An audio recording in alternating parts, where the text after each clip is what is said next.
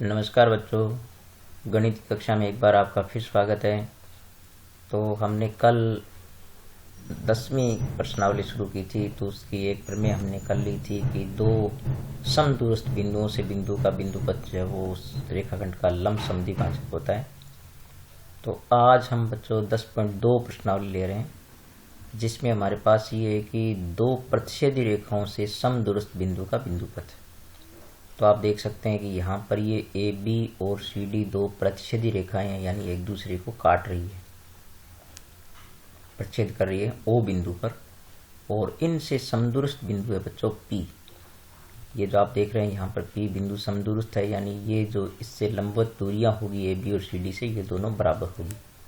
ठीक है, तो आपको सिद्ध ये करना है कि इन रेखाओं से बने कोण को समद्विभाजित करेगा इस पी का बिंदुपथ। तो मैंने यहाँ पर जो है वो दिया है और सिद्ध करना है और रचना, ये सब पद लिख दिए हैं। तो कल मैंने आपको जैसे बताया था कि दिए में आप वही लिखेंगे जो आपको प्रमेय में दिया हुआ है। जैसे आपको दे रखा है कि दो प्रतिच्छेदी रेखाएं हैं ए बी और सी डी, जो ओ बिंदु पर प्रतिच्छेद करती है, बिंदु पी इनसे समदूरस्थ है। और एक बच्चों ये जानना है कि आपको कि ये जो इसकी दूरियां हैं दोनों बराबर हैं, तो जब ये पी गति करेगा तो गति करता करता आप देख रहे हैं कि डी कम होता जाएगा, और एक समय ऐसा आएगा जब डी 0 होगा तो वो ओ से गुजरेगा। तो इससे ये स्पष्ट होगा कि इसका बिंदुपथ ओ से गुजरेगा, और जब ओ से गुजरेगा तो आपको सिद्ध ये करना है कि इस बी पी का जो बिंदुपथ है वो कोण बी ओ डी का, यानी ये जो कोण बी ओ डी बनता है इन दोनों रेखाओं से प्रतिच्छेद करने के बाद इसको समद्विभाजित करेगा। तो ये दोनों कोण बराबर होंगे, ये आपको प्रूव करना है। यानी ये जो कोण आपके पास यहाँ पर ये जो कोण है, ये कोण किसके बराबर होगा? इस कोण के बराबर होगा। तो ये जो है पी बिंदु इस तरफ लेकर के या इस तरफ लेकर किसी भी तरफ लेकर के इसको प्रूव किया जा सकता है। तो हम जो है हमने यहाँ पर लिए हैं, तो अब हम इसको शुरू करते हैं। तो आप रचना में जो है थोड़ा बस इतना ही करना आपको कि इससे लंब खींचें, और अब आपको पता है क्योंकि पी एम बराबर पी एन है। तो उपपत्ति में बच्चों अपने पहले भी जिक्र कर चुके हैं कि अधिकांश प्रमेय जो है वो सर्वांग समता गुण धर्म से ही सिद्ध होती है। तो हम दो त्रिभुजों को लेंगे, हमारे पास एक त्रिभुज है ये और एक त्रिभुज है ये। तो हम पहले त्रिभुज लेते हैं पी एम ओ, यानी त्रिभुज पी एम ओ में त्रिभुज पी एम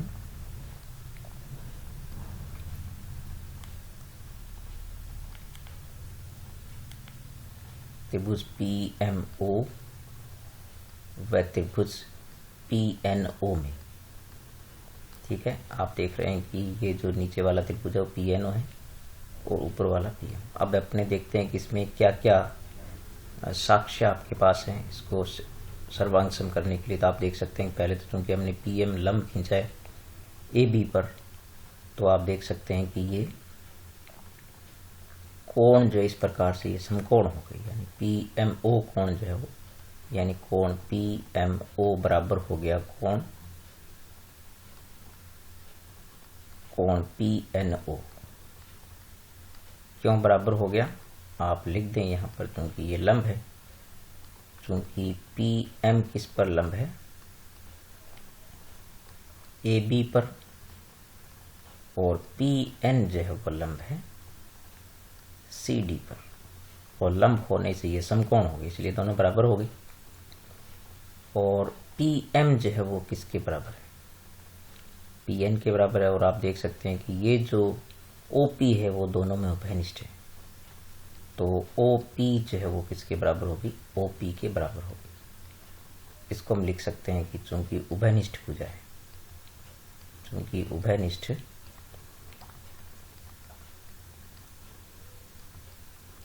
भुजा है, ठीक है, ये उभयनिष्ठ भुजा है। और पी एम बराबर किसके हो गया?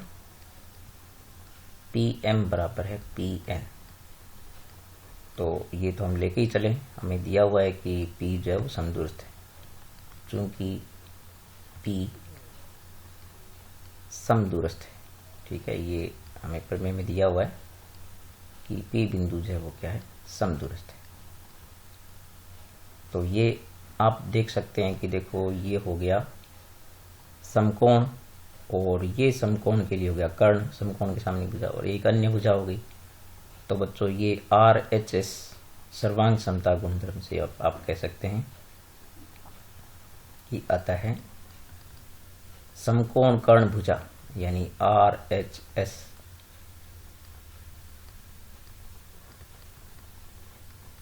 सर्वांग समता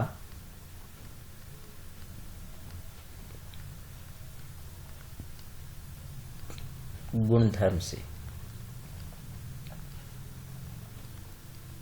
त्रिभुज PMO किसके सर्वांग सम हो गया, ये सर्वांग समता का चिन्ह होता है। त्रिभुज PNO के सर्वांग सम हो गया। तो बच्चों जब त्रिभुज सर्वांग सम हो जाते हैं तो आप जानते हैं कि इनके शेष संगत अवयव समान हो जाते हैं। तो आप लिखेंगे जिससे CPCT द्वारा, जिससे CPCT द्वारा, CPCT यानी corresponding parts of congruent triangles, यानी सर्वांग समत्रिभुजों के संगत अवयव समान होते हैं। तो ये CPCT द्वारा क्या होगा, कोण MOP यानी कोण MOP बराबर हो गया बच्चों कोण NOP, या आप लिख सकते हैं कि MOP का नाम क्या लिख सकते हैं, BOP या POB लिख सकते हैं इसको। तो कोण POB किसके बराबर हो गया, कोण POD के बराबर हो गया, POD, ठीक है। तो इस प्रकार से ये दोनों कोण बराबर आ गए, अर्थात OP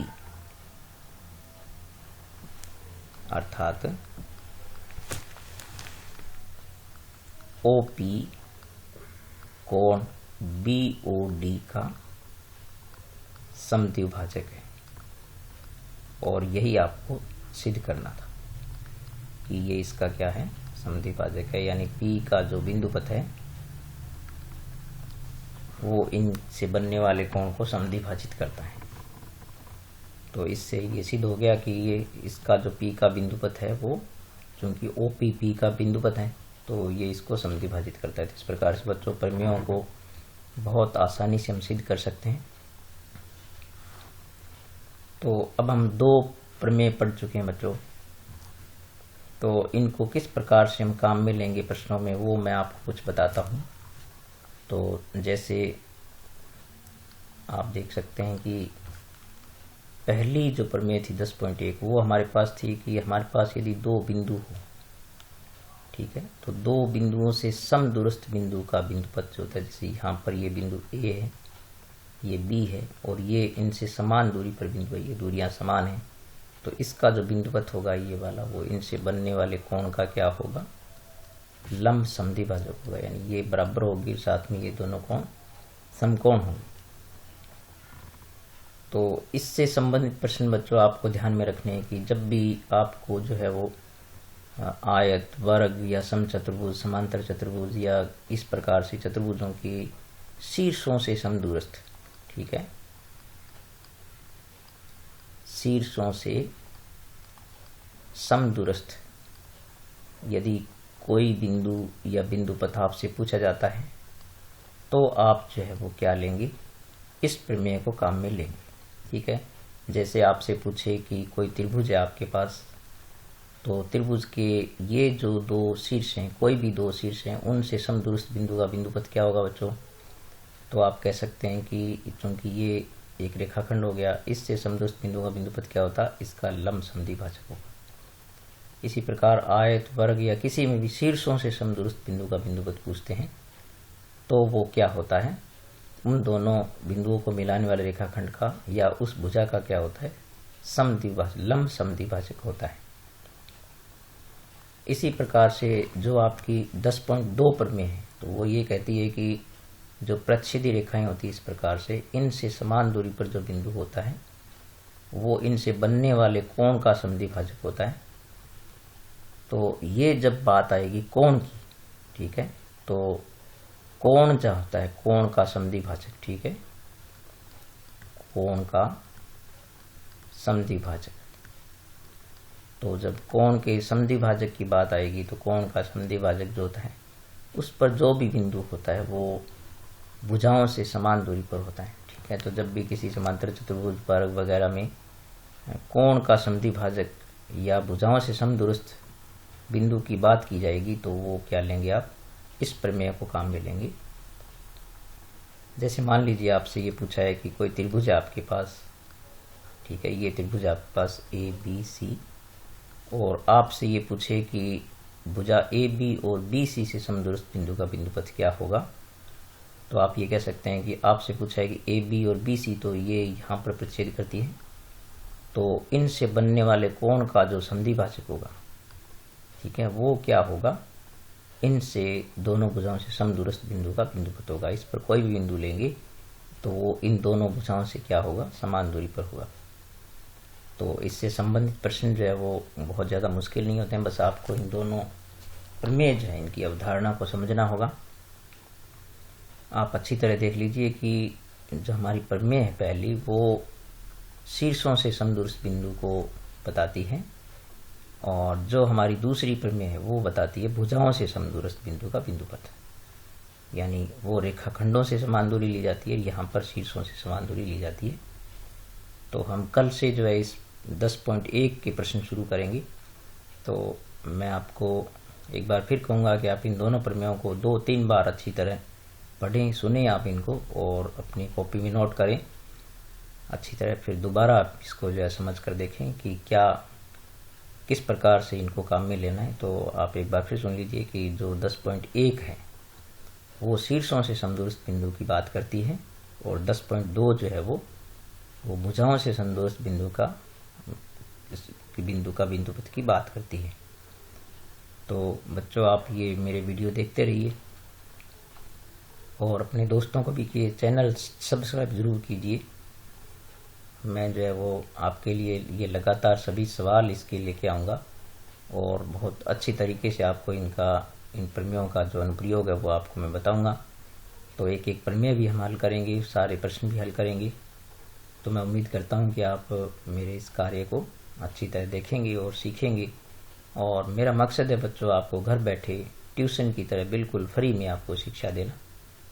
तो आपका सहयोग बना रहे, और थोड़े समय में जो है वो आप मेरे चैनल को अच्छा लाइक कर रहे हैं, तो मैं चाहता हूं कि आगे भी ये प्रयास आपका और मेरा मिलकर के एक चैनल को सफल बनाए। तो ठीक है बच्चों, मिलेंगे अगली वीडियो में, तब तक नमस्कार।